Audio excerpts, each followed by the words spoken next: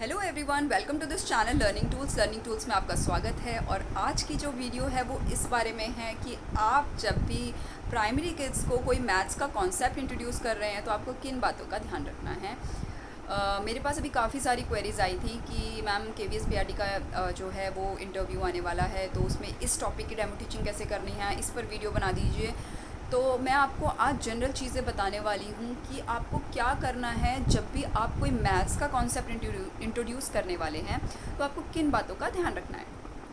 जब भी हम मैथ्स का कॉन्सेप्ट छोटे बच्चों को यानी कि प्राइमरी किड्स को इंट्रोड्यूस करते हैं तो 3 स्टेप्स में उस मैथ्स कॉन्सेप्ट को इंट्रोड्यूस करना है। यानी कि पहले हमें हमेशा शुरू करना है कॉन्क्रीट मटेरियल। यानी कि कॉन्क्रीट मटेरियल क्या, जैसे कि आप बच्चे को काउंटिंग सिखा रहे हैं तो आप उनको बता सकते हैं लाइक ये 1 है, तो आपका बच्चा देख रहा है, चीज़ को देख रहा है 1 है। और अगर अभी आप बोल रहे हैं, उसको बता रहे हैं 2, तो ये क्या है, अभी मेरे हाथ में 2 बॉल्स हैं, तो क्या है ये कॉन्क्रीट मटेरियल है।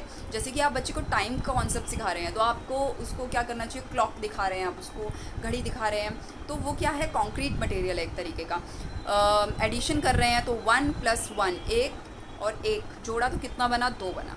तो ये क्या है, आप बच्चे को कॉन्क्रीट मटेरियल दे रहे हैं, यानी कि फ़िज़िकल चीज़ें जो हैं उनको दे रहे हैं कॉन्सेप्ट को समझने के लिए। उसके बाद क्या करना है, कॉन्क्रीट मटेरियल से आपने बच्चे को अच्छे से इंट्रोड्यूस कर दिया। उसके बाद आप क्या करेंगे, उसके बाद आप जाएंगे पिक्टोरियल रिप्रेजेंटेशन, यानी कि पिक्चर्स के थ्रू बच्चों को समझाएंगे। जैसे कि हम क्या करते हैं 1 + 1, तो हम बच्चे को क्या करते हैं 1 के लिए एक डॉट बना दिया, 2 के लिए एक डॉट बना दिया, या फिर बच्चों को पिक्चर्स दे दी। आप मुझे बताइए इस पिक्चर में how many flowers are there, how many flowers are there.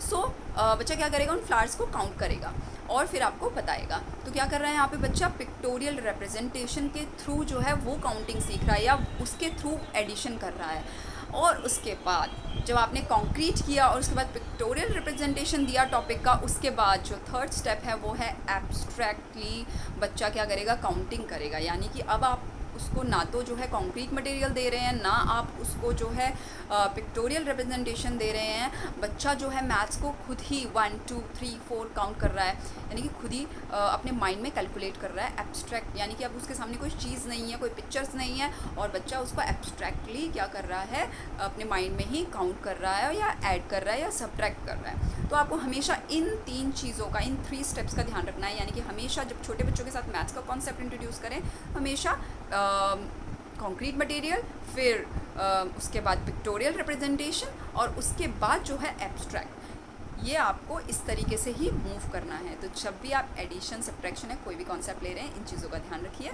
क्योंकि जो है बच्चा कॉन्क्रीट मटेरियल के साथ ज़्यादा रिलेट कर पाता है। उसके बाद वो पिक्चर्स को देखता है, फिर उसके बाद क्या है, उसके बाद ही वो अपनी माइंड में मैथ्स का कॉन्सेप्ट बिल्ड कर पाता है। अगर आपको वीडियो पसंद आई हो तो चैनल को सब्सक्राइब करें और वीडियो को लाइक करें। Thank you.